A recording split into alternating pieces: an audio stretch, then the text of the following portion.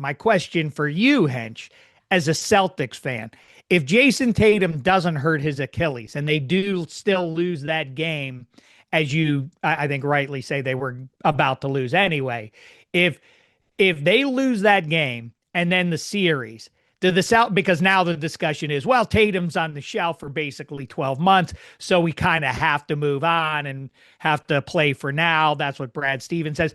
Are they going to, if they lose that series even a year after winning the title, is it like, well, blow it up? Well, I mean, this is sort of the question for the new NBA, which is like, dynasties, repeat champions, Well, we talked about this. It's a bad idea. Just because dynasties are good for the NFL doesn't mean, or bad for the NFL in the head of the commissioner for viewership. You want dynasties in the NBA. They are better. I get the problems that it creates in the regular season, especially assumption of who's going to win the majority of the games. It still is better overall, sort of, if you blur your eyes, the 30,000 foot view is, it's better to have a resonant team over the course of a half decade rather than every year another team's number coming up. But anyway, continue. Well, so as difficult as it is to repeat, as the NBA is proving now, you do get a window. You just get a window. That's all. So you're like, okay, we have Jason Tatum and Jaylen Brown in their prime. This is our window to contend. And now, obviously, that window has been shattered with a rock. It's like, okay, you're not going to have Tatum, possibly for the whole year, but, maybe, where are you in the play-in? And then you get Tatum back in April. That would be interesting. Be kind of, if a 1 seed has to play the Celtics in the first round with Tatum, that could be interesting. But the reason they extended Drew Holiday, and obviously, what's left of Porzingis, I really don't. Nobody seems to know what happened. The guy had the worst playoff of anybody in NBA history, and everyone's like, he can't play. Like, he goes in for a minute and a half, and he's holding his shorts, and he can't breathe. And it's like, why is he dressed? Why is he dressed? This is the Nestor Cortez thing against Freddie Freeman. You can't rehab in the playoffs. Like, you can't be getting your shit. Like, you can't be getting your wind back in the playoffs. And then Luke Cornett comes in and dominates as the best quarter in Celtic big man history. And it's like, yeah, why are you guys playing a cadaver when you have warm bodies? So, but the Porzingis Holiday part of the formula was like, those are going to be supporting players on the Jaylen Brown, Jason Tatum, Derek White nucleus. Well, now the nucleus is ruptured. What do you still pretend that those supporting parts, who are now maybe principal parts, are a contender, which they're not, obviously? And then the question becomes, is there a contender? I don't think anybody, nobody who's planning to win 40 games next year wants that Drew Holiday contract. But Drew Holiday won a title with the Bucks. Then the Bucks said, we're going to get Damian Lillard, the self-inflicted own goal of getting rid of Drew Holiday. Drew Holiday goes, okay, I'll go win a title with the Celtics. So I do think Drew Holiday might have some value to a team that's close. You look at the Lakers, and they're how limited, like, basically this weird 2-man team. Right. If you're trying to cash in on the last days of LeBron. Right. And Austin Reeves, obviously the problem with Austin Reeves is he can't really guard anybody. If you had Drew playing those minutes defensively, then you have somebody covering for Luka, basically. So I don't know. I've said before, I think Jason Tatum's pair, a mini Celtic rebuild in the midst of this, where it's like, right. Can you push some of these bad contracts on actual contenders, and then compete 2 years down the road with the same 3-man nucleus of Tatum, Brown, It's and kind of, sort of, as I talk about my city briefly, what the Penguins are trying to kind of do, fuel the jet at 30,000 feet. The difference is they haven't been to the playoffs in a couple of years, so I guess it's not that keen a comparison. And I say Pittsburgh doesn't have anything to pay attention to. Of course, we're on Aaron Rodgers watch 24/7 now. I mean, it was weird 2 months ago. Imagine where we sit now. It's Memorial Day. He still hasn't said. And just like, well, we assume he's going to show up. Anyway, the other thing I was wondering about with you, and this is grim, but is Boston Hench, with the blend of sports tragedy and actual tragedy, is it the most star-crossed sports town? And it's interesting, ironic, or coincidental, or whatever, that the Kennedy family is probably the most successful slash tragic family in American history, and obviously they're tied to New England too. But Jason Tatum, I mean, again, sports level of tragedy, not a real one, but Jason Tatum blows out the Achilles as they chase that. The real ones are Len Bias and Reggie Lewis. Bobby Orr, hockey tragedy, bum knee, still ranks among the all-time greats, but still more meat on the bone, if not for the bum knee. Same goes to a lesser extent. Gordy Kluzak and Cam Neely, Tony Canigliaro, Aaron Hernandez, Robert Edwards is playing beach football and destroys his knee. And then the most minor offense of all, but still a significant one, taking Champagne Tony Eason over Dan Marino. That was weird in hindsight, but and even in the moment. But am I right that there's not even a close second to Boston, the sports town? Well, it's interesting you bring those two things together, because I watched this documentary on Vietnam, and I know Spaghetti went through his own personal Vietnam last night with that Knicks collapse. But Bobby Kennedy, the good one, the original, was definitely going to be elected president in 1968. Like, there's no way around it. But a Palestinian, hey man, free Palestine, a Palestinian kills RFK. And so Richard Nixon, despite campaigning on ending the Vietnam War, obviously escalates it. I was like, how many Americans, Vietnamese, and Cambodians wouldn't have died if the Palestinian hadn't fucking killed Bobby Kennedy in the Ambassador Hotel down the street from us here? So not anymore. They wrecked it. That's just not star-crossed for Boston. That's the fucking planet. Well done, Sirhan. Hope you got everything you wanted out of that. Well done. You're famous, you fucking prick. The other Kennedy comparison, I was in my mindset of, so it's crazy. Tyler Kennedy? That you bring up the Kennedy Stanley Cup champion with Sidney Crosby.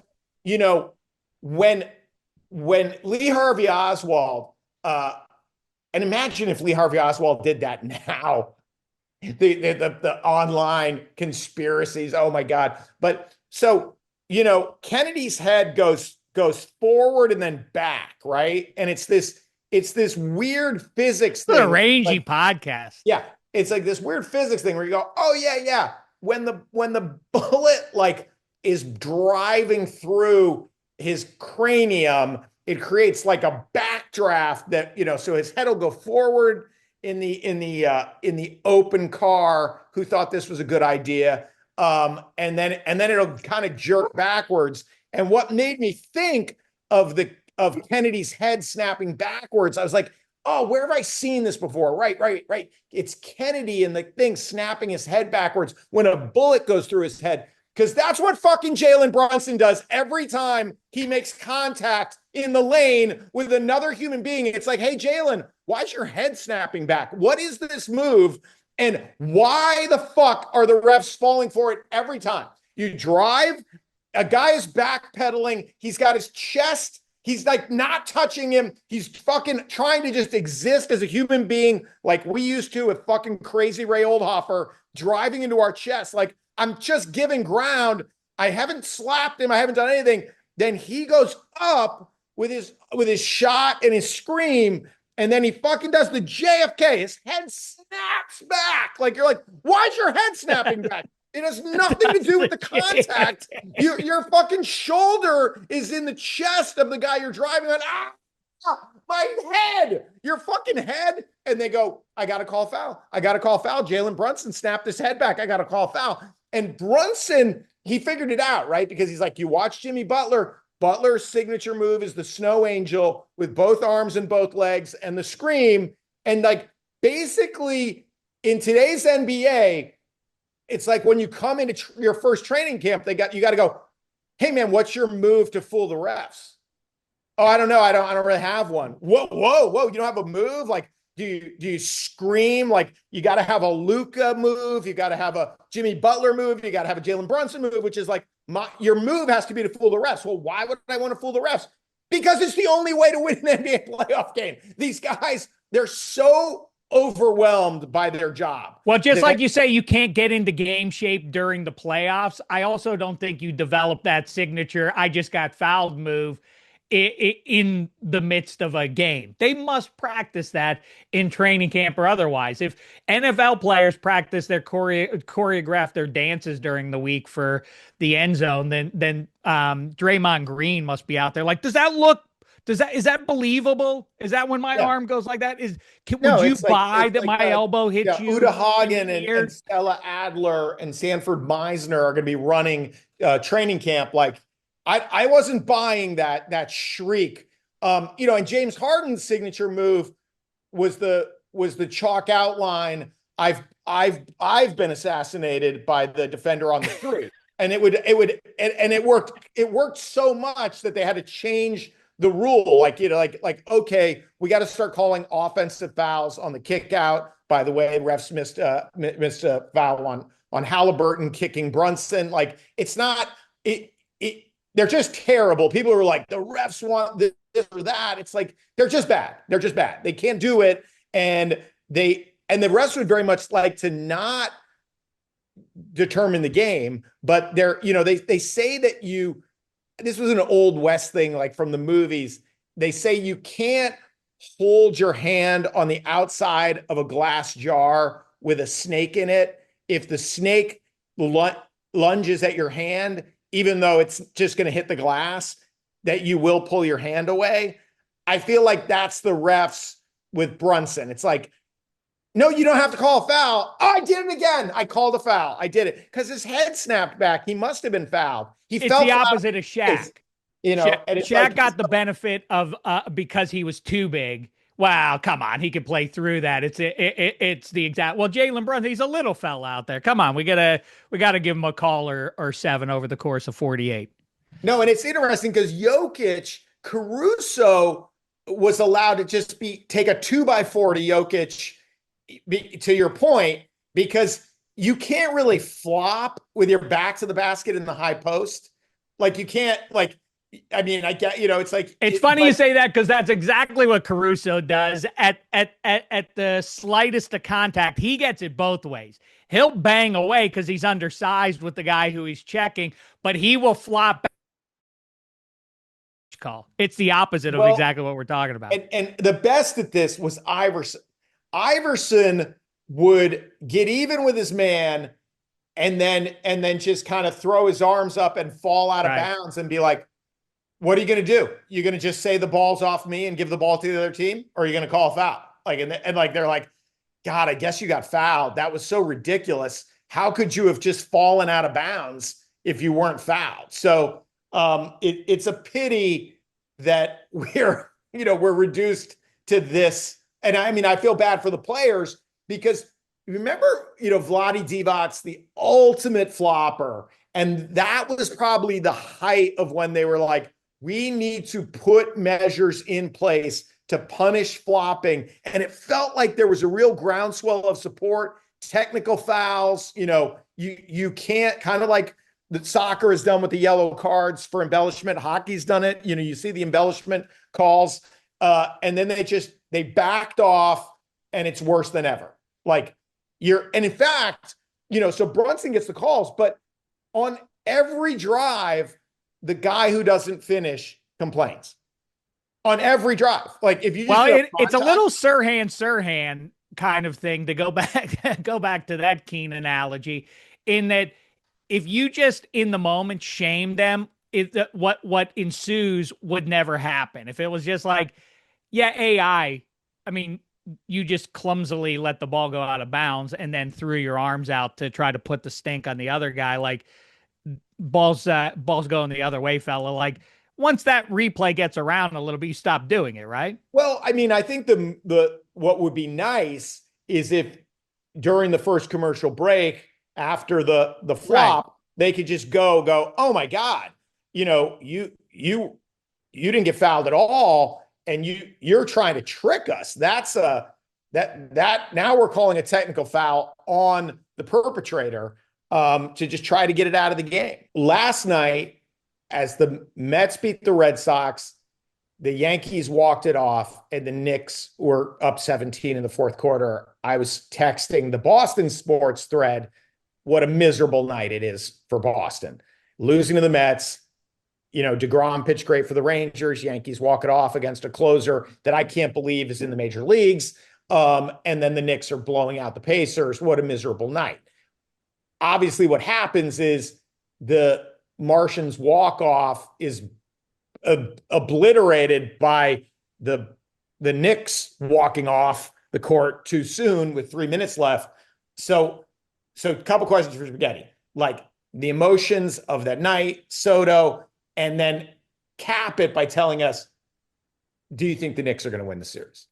It's a strange time for all New York sports fans, no matter which teams you are like siding with. Like the Yankees right now, obviously, people are, kind of subtly very, very excited. Like I think everyone's kind of like quietly like, just like keeping it down because this is reminiscent to those like mid to late 90s teams where you had a bunch of those younger guys like all homegrown. Not exactly the same because Judge is just a superhuman, but having like the Martian and Volpe and seeing what like Ben Rice is doing and all the other guys like and then signing Max Fried and Cashman's plan B is working, which is tied into the Soto stuff. But with the Knicks, like, New York people say is probably a baseball town, but the difference with the Knicks versus any other team, like you have the Jets and the Giants, pretty even split, maybe 60-40 Giants, a little bit older, who knows? Yankees, Mets, same kind of thing. Like even the Yankees history, the Mets have a strong fan base.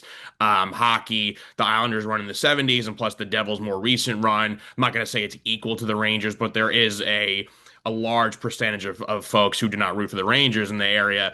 The Nets just don't have that. Like the Brooklyn Nets do not, or even New Jersey Nets back when they used to play, in Continental Airlines Arena and East Rutherford near Giant Stadium, they never had that. Like it was always the Knicks. By the way, that's why with the Giannis stuff, that's why Brooklyn should be all over it. He has sort of indicated he wants to go to a major market where it's happening, international city. Well, that sounds like the Nets to me, right? Anyway, continue. Yeah, but I think also if I was Giannis, I would say like look at all those kind of the stars that have been there, and it just doesn't doesn't feel good to be like the stepson.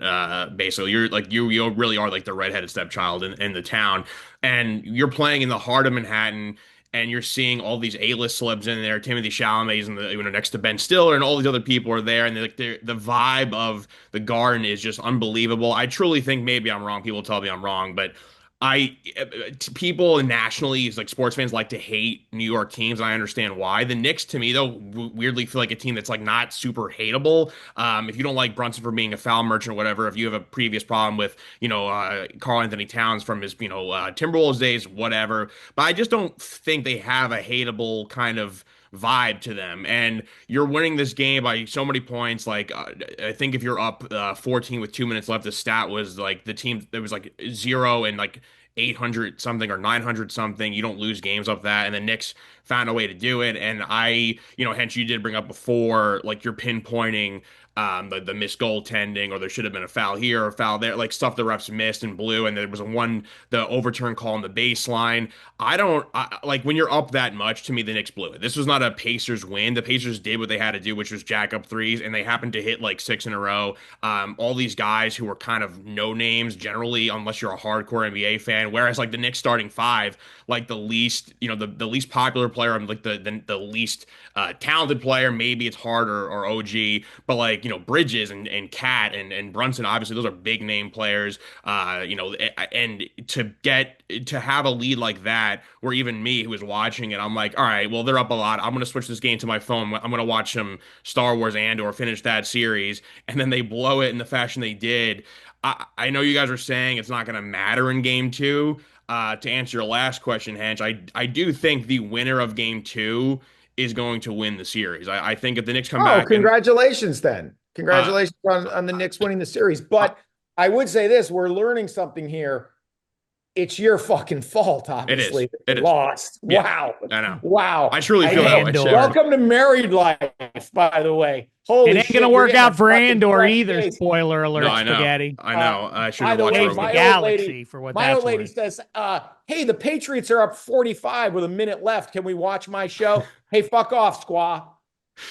You know what the worst part was? It was my doing. I'm like, no. they got this. I'm like, I'm Cat was making every layup he had to make, and I forgot what other big shot they hit. It might have been another Cat three. Who would, by the way, you could say it's Brunson's team, but I got into a lot of trouble with my other Knicks fans friends, and I was like, Cat's the best player on the team for what he does in the court all around, and they were like, it's Brunson, whatever.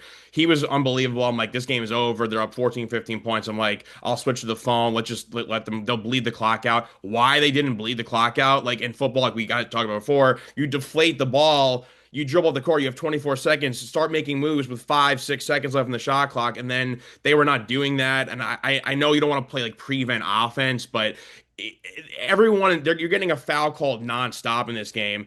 And you don't just bring the ball up the court and just dump it to Cat, let him try to work his magic in the paint. And then if he gets fouled, great, goes to the free throw line. Another problem, you're not going to win a game shooting mid 60% from the free throw line, whereas like the Pacers shot like 10-ish points, percentage points higher. So, I mean, the Knicks had a lot and defensively, when they were on that run, the Pacers, where all these dudes were hitting threes, like from really, like they were uncontested and they were weird angle shots and they were still going in. Like I just felt like they kind of gave up defensively. The Knicks were like, yeah, we're up enough. We're gonna skate by and win this one. So it was. I tweeted it was the worst loss of all time. I think it statistically is, and like there's numbers to prove that it is the worst loss of all time, and that's why I feel really strongly about Game Two. If they come back and they win this game big, and the same celebs are all there, and the Garden's going crazy, it doesn't matter. It just adds to the fuel to this really this historic rivalry that even Reggie Miller announcing the game, it just happens to be like this perfect like cherry on top for what he did to the Knicks in the 90s.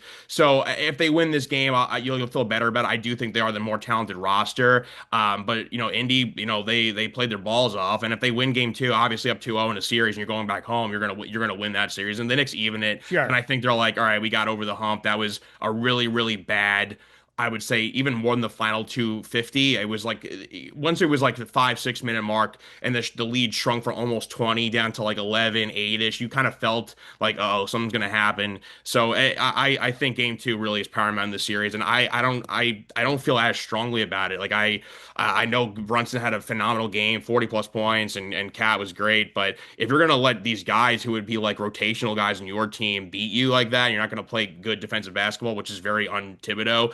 I don't know. I think the Pacers may have the Knicks number. Well, like you say, I mean, game two, certainly the Knickerbockers better not let that one go and then get on the plane to Indianapolis. It does feel to me though, you can focus in on Pacers Knickerbockers. It is a little bit at the height of the Patriots dynasty, sort of like, whoa, the Ravens and Steelers are getting it all for all the marbles in the AFC North, and you get consumed by that. And then the survivor of that, like, yeah, go to Foxborough and play the Patriots now. Like, I mean, OKC is winning, right? By the way, you might get the Dallas Stars and OKC. That's regionally, that's the epicenter of sports right now, I guess, is Oklahoma City tied to Dallas potentially. Eddie Spaghetti is kind of in that seat, or a Hench. Well, actually, you guys are kind of that. Would you rather be right now a Leafs fan, if we assume that the Oilers are not going to win the cup, which is a big assumption, like better to be watching an all-time great, two all-time greats like this come up a little bit short, or be the Leafs and just be like, we're just cursed and we're never gonna get anywhere close to winning it. Neither one is a good seed, I guess, is is the answer to Well, that. So rather than talking about that, let's the move on to difference some. between, obviously the difference in terms of epicenter of sports is like, unlike Oklahoma City and the Dallas Stars, not all the Knicks fans fit in Madison Square Garden. There are actually fans out on the streets who, rooting for the Knicks. It is crazy. OKC, wow. Like, I feel like the parade is going to be 20,000. It's going to, oh yeah, hey, it's all the people we see in the t-shirts at the games. Okay, all right. We got, all Oklahoma City has is fracking, prayer in school, the 10 Commandments, and the fucking Thunder. Like, it's like, wow. And that's why I'm like, you got to let them have it. These people have nothing. And a limited number of books over the last couple of years. That the list of missing books continues to grow. Maybe think of a few things. One, do you guys think Chalamet is going to get over that loss? He seems like a pretty hardcore fan. He actually, I know it's weird. Like, I hate that teams are obsessed with posting the famous people that attend the games, but there is proof that he took photos with, what was his name? Like Landry Fields, like when he was like 13, 14 years old. And he got like Amari Stoudemire to sign some stuff when he was a teenager. So he has proof that he, and I've seen like paparazzi photos of him wearing like Yankees hats and stuff. He is a Yankees and Knicks fan. The money insulates the pain from true pain. I don't like that. I don't like that our society lives more and more through a handful of celebrities, and we're supposed to feel the emotions they have. Their lives are fine either way. That's the big takeaway. It's like the Juan Soto thing. Schadenfreude, everybody. Hey, spoiler alert, he won. He's worth $1 billion just about.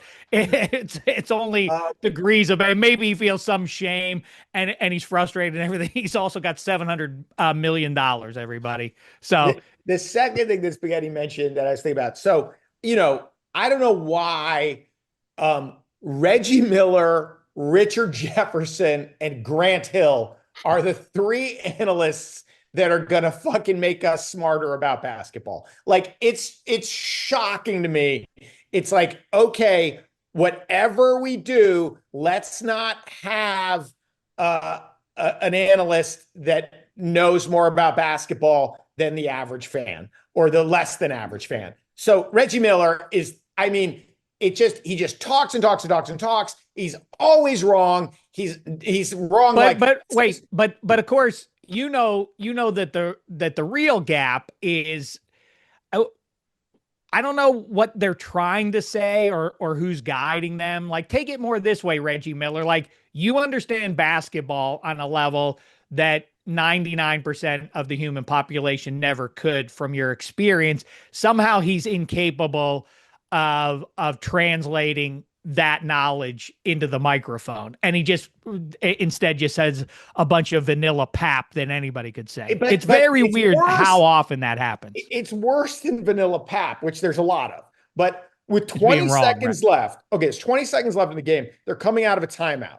The Knicks are in desperate need of a hoop, and the Pacers are in desperate need of a stop. And Reggie Miller says, he just announces, I think the Pacers should put Pascal Siakam on Brunson because they need more length on him. And I immediately go, that's an idiotic take. Brunson will go by. Siakam will fall down. If he tries to guard Brunson on the perimeter, on the crossover, he'll get by him so fast. This is an idiotic take. And then the Pacers go smaller on Brunson. And I go, guess who knows more about this than Reggie Miller? Everybody. But Rick Carlisle definitely knows who gives you the best chance to get a stop against Brunson. And so I think it was Nembhard on the ball to sort of match Brunson's speed off the dribble as best you could. And it was just like, it was a perfect example of like, the guy talking to us about basketball is exactly wrong for the 1,000th time in the game. Because he doesn't know anything and he has to talk all the time, it's just an endless litany of mistakes like that. It's like no coach would have put Siakam on Brunson. That is a dumb thing to say out loud. Anyway, then the other thing about the Knicks collapse, like the the way, and I went through this obviously in the last round, but like I I know, and it's why you and I texted separately after you reached out to the two of us about this podcast. I was like, hey man, let's just give Spaghetti some time. That was wrong of me. I owe you an It's apology, like, Jesus Spaghetti. Christ, That text man. came way too quick after the demise of the Fucking friend just Knickerbockers. went through a goddamn windshield. You're right. And you're like, hey, buddy, what time are we spinning? It's like, give him some time. I didn't even respond because I put my phone down. Like I was watching the game on my phone and I didn't see This it must have until been after. set in air. Dave's an empath. He wouldn't do that. Me on East Coast time, it wasn't even like an angry thing. It was just like I was watching the Star Wars, like I said, and my phone was down. I'm like, I'm done with this because like I wanted to avoid. Hench, you were asking about that. Like I did want to avoid the immediate Twitter reaction. I don't need to see millions of tweets in a row about what the Knicks did wrong as their lead kept getting smaller and smaller and smaller, and then the Halliburton shot where the ball goes out of the frame, and then he's doing the choke thing. Like I just avoided it, so it was not an angry. I responded in the morning when I. Well, let me ask you this: do you think it was a mistake for the Knicks to have a ticker tape parade for getting to the conference finals? No, I don't. Maybe that was a bit of an overreaction. I think the fans are going to do no matter like what they because not winning since the mid to late 70s. I forget what year it was. And just all the bad moves by ownership and Dolan, who is still here, and credit to him for kind of, giving up the reins a little bit and putting smart people in charge. And finding the right players and finding a likable team and finding guys who are just dogs. Like Josh Hart he's not going to be one of the best players in the NBA ever, but he's going to be a guy that every Knicks fan will remember for what he does. So I just think that there is it's kind of what I was saying before. It's like, this is the team of New York because the Nets have no popularity whatsoever. And when you're in the heart of Manhattan, you have, my boy Timothy Chalamet driving around his car, partying with the fans. And like, yeah, I know, like throwing the trash at people's probably too far and whatever, but I think it's okay to be happy when probably. I said probably because I can't be Brian positive. Windhorst I can't be maybe positive. Crossing a line. I can't be positive if the Rangers win. I can't promise that I wouldn't do something similar to that. But it's when you've been through so much and you've been the butt of the joke and you've been in the cellar for so long. Like I'm not totally against fans being happy. And there's so much garbage. I mean, there's a ton of garbage. Someone's going to throw it filled with rats. Justify throwing garbage on people. You mentioned Julius Randle having a good series, good playoffs in the West. Alex Caruso having a really good playoffs. I don't know if this team would win the NBA championship. Zubats at center, AD at power forward, Randle at small forward, Caruso at the point, and Josh Hart at the 2. I don't know if that team wins the championship, but considering they're all former Lakers, that team would definitely beat the current Lakers.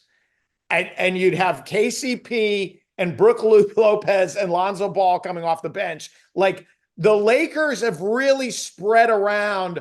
And I mean, they got nothing for some of these guys. I mean, Zubats, they just gave up on, and guys just a double machine. So that's another subplot of these playoffs that's delightful. They started chasing it, right? Right. They started to spiral and they started to chase the problem. Right. That was a mistake. We talk about these two-way centers in the hockey playoffs that just, you're like, why is this guy dominating this series? He had 11 goals in the regular season, and that's Alex Caruso. Like, he's a 200-foot hockey player who, like, when he makes 2 threes, you're like, oh my God, you're getting threes out of this guy. It's like, he's such an impactful player for a guy who was a mascot on the Lakers. Absolutely. And they could have kept him and basically lost him for nothing, gave him away for nothing. Very quickly, a few things. I wish we had time to talk Ryan Clark and RG3. The only thing I say about that, Ryan Clark's longtime pal of mine. So I take 25 side. The only thing with the RG3 side of it is, like, is he confusing the sports media with the mob? Like, that's the rule. You don't bring in wife and kids into it. Like, says who? I mean, that you don't do that in a mafia movie or probably in the real mafia, but I don't think those rules exist, written or unwritten, anywhere about, like, you don't bring family into this. It says who? Weird note there. Inappropriate, whether or not you think Ryan Clark was appropriate about that. But the NFL rules changes. I think two good things happened, which is that they didn't make the rules changes. One, we talked about it, what, 6, 8 weeks ago, about the tush push. They figured out, did the Eagles, a way to take advantage of the rules or of the game of football, but they're not defying any rules. So to say you're not allowed to do it anymore would just be would seem like, if you're the Eagles, you could then say for the rest of the era, like, all those other titles that we don't win have to have an asterisk because you guys had to change the rules to stop us from winning games, right? I mean, it would literally be like if Shaq's on your team trying to get rid of free throws.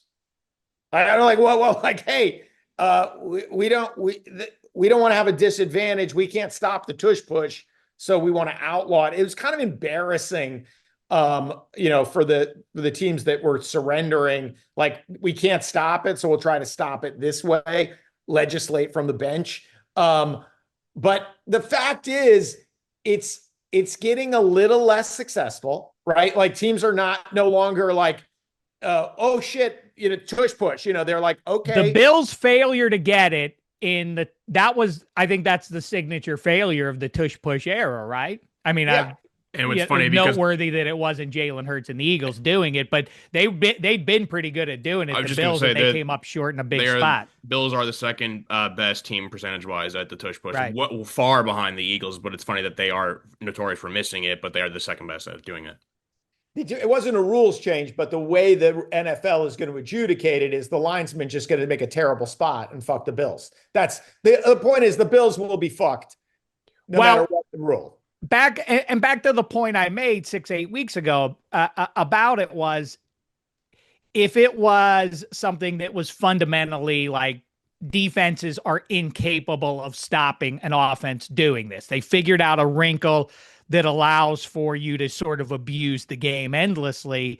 And so then shouldn't the other 31 teams or other 30 teams, since Josh Allen's pretty good at doing it too, the lesson should be like, well, every team should start doing it now, except that we already know that teams have tried and they can't seem to do it. So it's something specific that the Eagles are capable of doing on a level that no one else is capable of. And that's why you can't obliterate the rule. Like, if the Eagles became victims of their scheme and everybody just started doing it to them, and every game was consumed by, like, the defense never got the ball because the offenses were able to just retain it by tush pushing back and forth all day long, it would be unsatisfying. And then the NFL would have to get rid of it. But as long as it's this team that can do it, it's a competitive advantage for this team. It would be, to your point, Hench, like, what? You're bad losers. So then stop us from doing it, or do it back to us, one or the other. That's the solution. It's not like we don't like that Dan Marino has a stronger arm than our QB and he keeps throwing it over the heads of our defense when our QB can't do the same to him. Well, ironically, it's the Eagles that provided the rest of the football world, with the blueprint for stopping the tush push. Make sure the other team's in 2nd and 19. That's how you avoid the tush push. That Eagles front four, one of whom is now on the New England Patriots, which will segue into my final question at the end of this podcast. But that front four getting all that pressure with 4 guys, like, yeah, it's not going to be 3rd and 1. It's going to be 3rd and long. Now, question for the three of us, then we'll get out of here. Okay.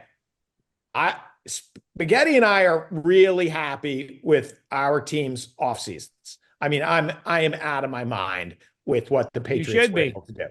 Okay. For each one of us, which of our 3 teams is going to win the most games this year? Oh, that's easy.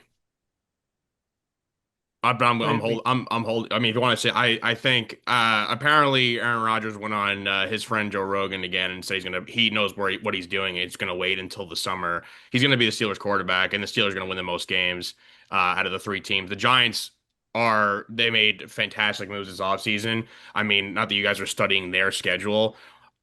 I know you can't go based on paper and teams change from year to year. That schedule it's just unfair. There's not a single week where you're like, they could. I mean, the Raiders maybe, like, there's a couple games where like, that schedule, no matter how good Russ is, no matter how good Neighbors is, no matter how good that front defensive line is, I despise the schedule. It's gonna be a rough season. Shek? Well, plus you have those. I think the Patriots are going to be good. We already have covered that fact and the reasons why.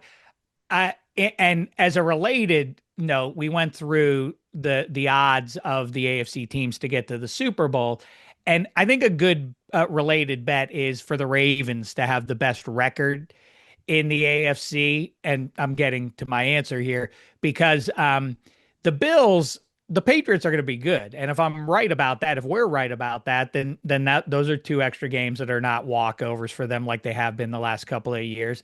And I think the Jets are interesting, not good, but I think they're interesting. And the Dolphins, big year for them and the era, but I think that they absolutely have a shot to bounce back and be more relevant. And the Chiefs with the Chargers, like we talked about, in the Broncos and even the Raiders, who's getting in the Ravens' way? Like they should win 13 games. The biggest limitation on them is that they've moved on from Justin Tucker. Last year he was bad. He was not the Justin Tucker of old, which won them so many games over the Justin Tucker era. That's about the only thing I can look at with that team and be like, meh. I mean, who's getting them? The Bengals, who are running back a non-playoff 2024 season. The Steelers with a 42-year-old weirdo at quarterback. The Browns. I mean, it should be. There's a decent chance that the Ravens have the biggest margin in winning a division of anybody, first to second place of any division in the NFL. Does that sound right? So that's interesting because I think in that thicket of non-answer, that was an answer for you. I'll say.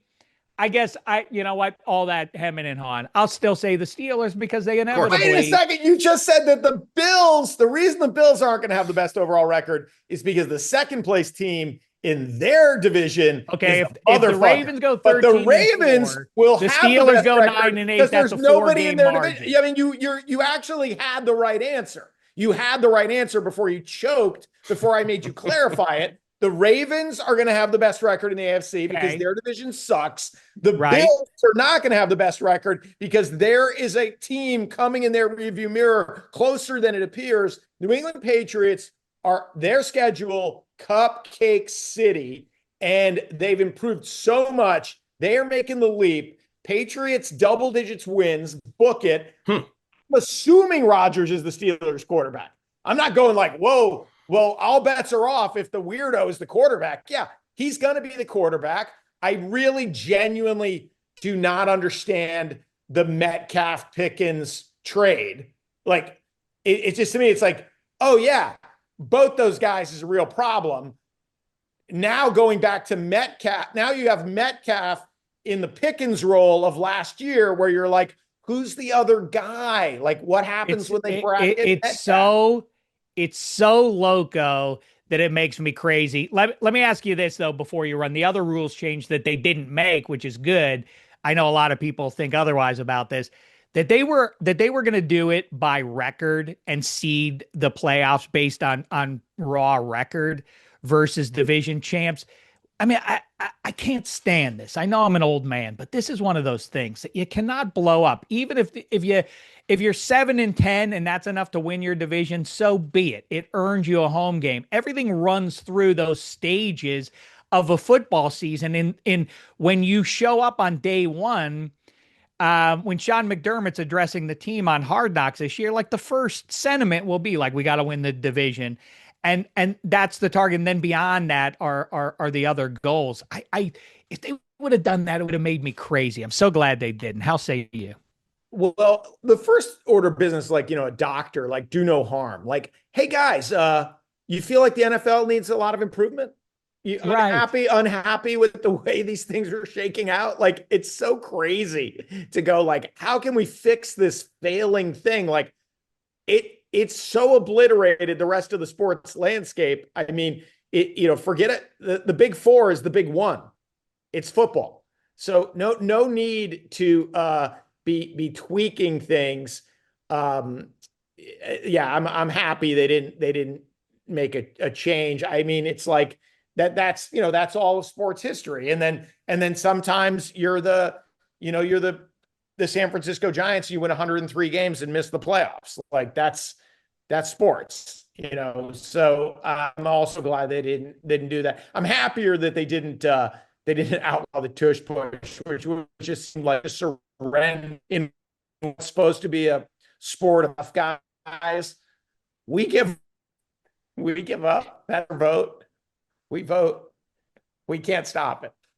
Get Ted Washington, man. Get a fucking 400-pound nose tackle.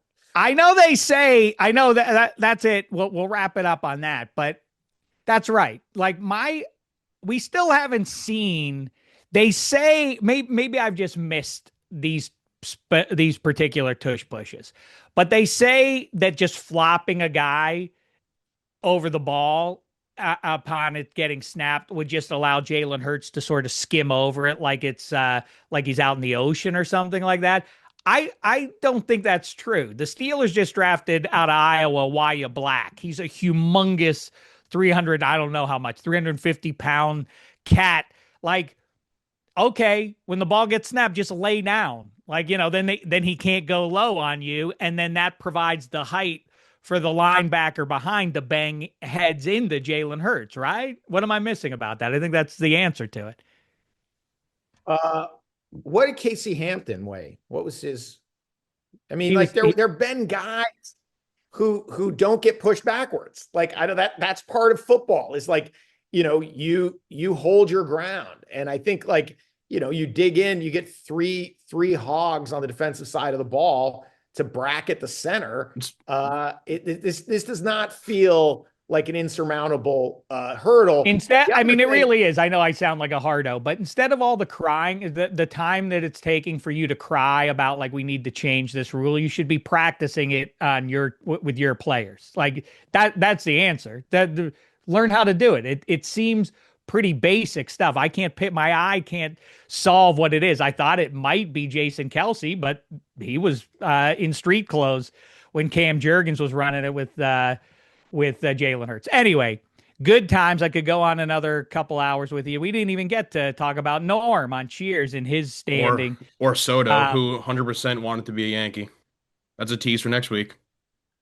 He wanted to be a Yankee? Juan Soto, that's like the crux of the whole controversy. Oh, okay. Yeah. Okay, good. I didn't know about that. All right, we'll do that. I'm looking forward to getting in on that. Good times in the meantime.